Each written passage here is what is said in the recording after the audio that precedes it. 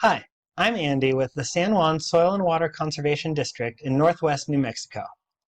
In this backyard conservation workshop, we'll be looking at building a pond, and I'll be particularly talking about building a pond in the high desert that is northwest New Mexico. So for this whole presentation or video, I'll be using the pond that I built in my parents' backyard when I was in high school as a reference. However, I will be touching on certain things to keep in mind when building ponds in New Mexico. So before you build a pond, you need to map it and price it out, know where it's going to go, and know how the water is going to flow. You're going to need to measure stuff, use a level, and make sure that everything will flow and fill correctly. As you're excavating, be sure to save everything you take out because you'll be using that to landscape around. Once you have it mapped out and planned out, you're going to dig, and do some more digging. In this picture on the left, you can see where originally we had planned on having a little island over here on this side of the kind of kidney bean shaped pond. We hadn't dug this side yet. Then we decided partway through we wanted to, move it over here and have the kind of a central island on this side. So by saving all of the soil and dirt, we were able to then easily move it back over. And also, as you can see, we started using it for landscaping around the creek that was flowing into the pond and some side areas. Now, I definitely want to state that this pond that I built in high school was in the Willamette Valley in Oregon, where we get tons and tons of rain. Lots of rain. Definitely not the desert environment. So we were not very concerned with a lot of, water issues. And however, here in New Mexico, you're going to want to plan ponds very differently than the one that I built in Oregon. The environment that you're in really does kind of dictate what kind of pond you could or should have if you were going to have a pond. So as I was saying, you use the dirt and stuff, fill that you remove to landscape around. And here you can see where we were just building up landscape and building up shape around the pond. And this was after we planted some plants, put down some mulch and some walking stone, path stones and stuff. And then around the edge of the pond, we had reinforced the edge of the pond with cement or mortar to help it keep its shape for a longer time. Now that mortar or cement is sharp and can puncture liners, especially if there's a little rock poking out. So you have to protect the liner. Protecting the liner is one of the most important things you can do for water conservation if you have a pond. If there is a leak in your pond, you can leak gallons and gallons of water per day just from a tiny little pinhole in the liner. So there's a lot of different methods you can use to protect the liner. Here we used old carpet liner. Make sure that if it's previously used, you have to take out any old staples or carpet staples that were in it. You don't want anything else to add to the potential puncture of your liner. And then we just duct taped it in place.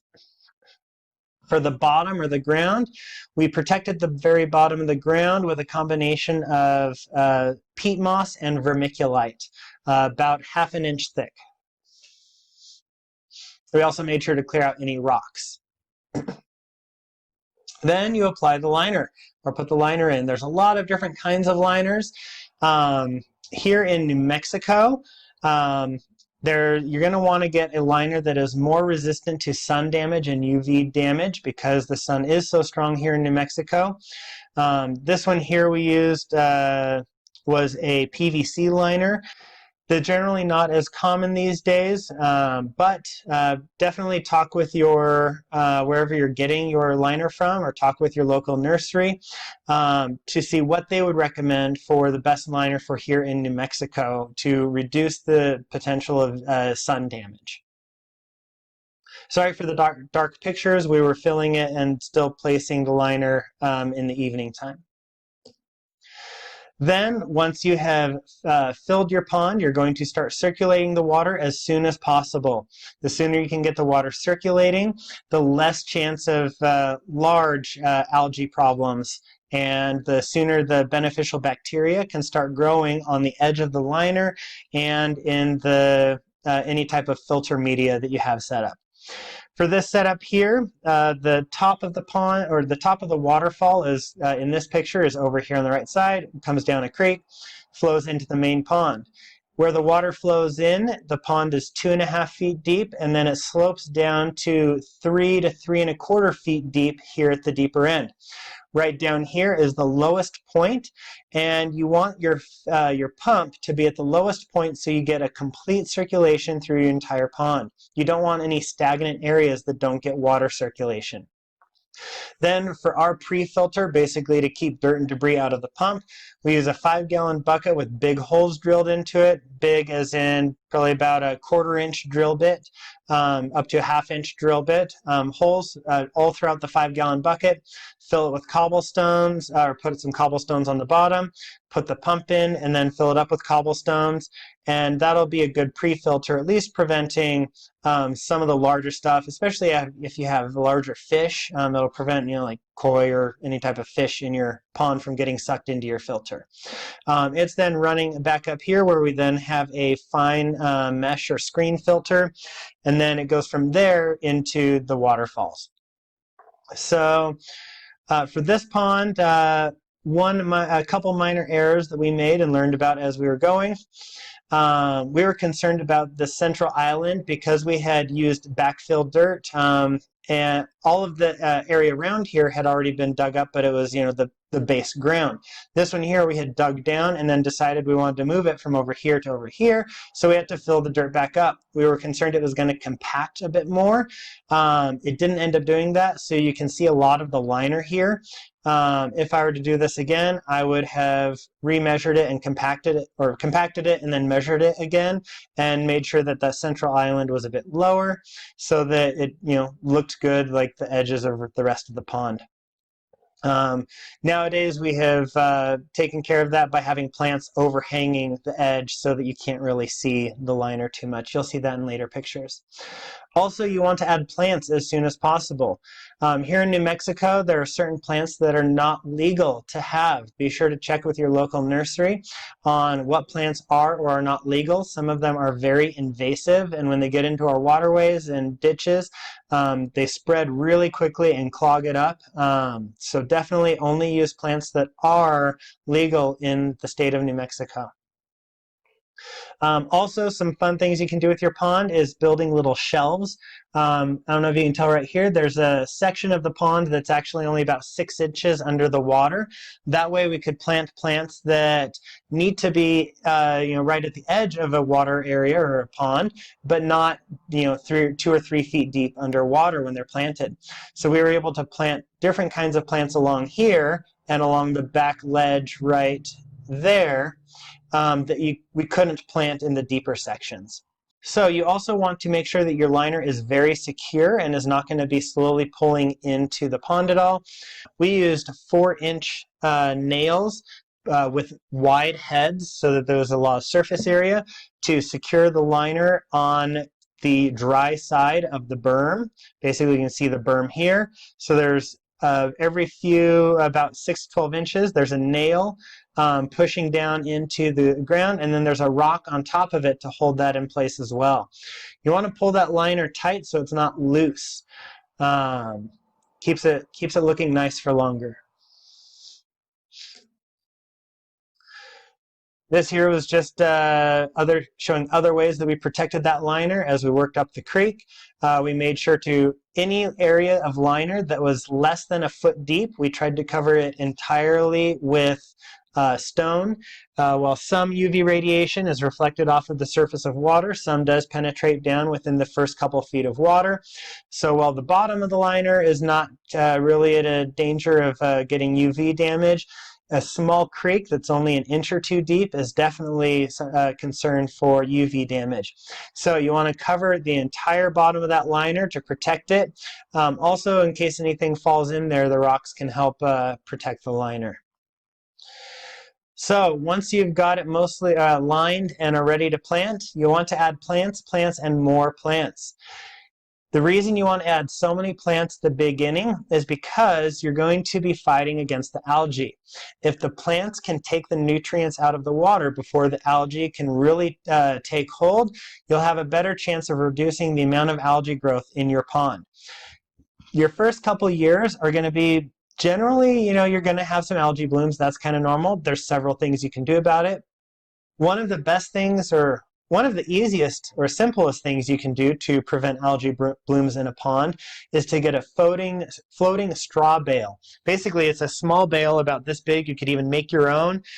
Get a piece of cork or something that floats in the middle. You can even wrap it up around like an empty plastic bottle or something, just to keep it floating. Take straw, wrap it all up with twine, keep it nice and tight, and you want it to basically be floating about halfway above the water and halfway below the water.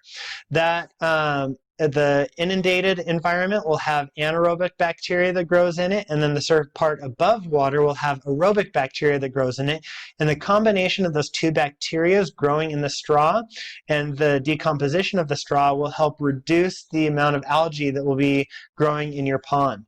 That's generally one of the best methods we have found for reducing or even eliminating algae in our ponds. Typically, you need that in the spring when everything starts coming back to life and it gets warmer. And also, another thing for not having algae grow in your pond is minimizing or completely eliminating any food that you put into your pond. If you have fish in your pond, depending on how many fish you have, you may not need to feed them if you have enough plants. Plants or fish and animals don't get fed in their wild ponds from people, so if you are able to, as best, recreate that natural environment, there will be things in there for them to eat and sustain on just fine. Also, this picture on the left-hand side over here is an advertisement from San Juan Nursery. Just wanted to mention them since we have partnered with them multiple times and they have helped us with a couple projects, providing us materials at cost so that we could help our grant funds go further. So once you've built your pond, you basically get to sit back and enjoy. There's a little bit of maintenance that goes on with it. If you have plants in your stream, here we have pennywort growing in the stream, and making sure that you clear that out, and also making sure that if you ever do suspect a leak, taking care of that leak, repatching it, replacing the liner if necessary. And also cleaning out the filters once or twice a year, depending on how much builds up in your filters. But as far as this pond goes, it's this one that we built in Oregon was pretty low maintenance once it was all done. Now, things to consider is if you build it, they will come. Top picture on the left, I both love it and hate it because my background or main study in college was herpetology, which is reptiles and amphibians, so I love frogs. But those are American bullfrogs from the southeast U.S., and they are not friendly to other frogs up in Oregon and the Pacific Northwest. They actually eat the other frogs. So while yes, they did come and enjoy the habitat, I would have preferred native frogs. However, what we did have over here on the right-hand picture is salamander eggs. We actually had those kind of low, shallow, kind of more boggy parts that we built provided great habitat for salamanders to live and lay eggs. And sometimes your wildlife may even try to come inside. However, most of your wildlife is going to fly in. A couple things to note here. I was mentioning that if you have koi or fish in your pond, if you have a lot of plants and a lot of plant growth in your pond, and if you don't overstock your pond, you just have a few fish in it, they'll be able to sustain themselves just fine, eating the algae and little snails, insects, natural things that grow in the pond over time.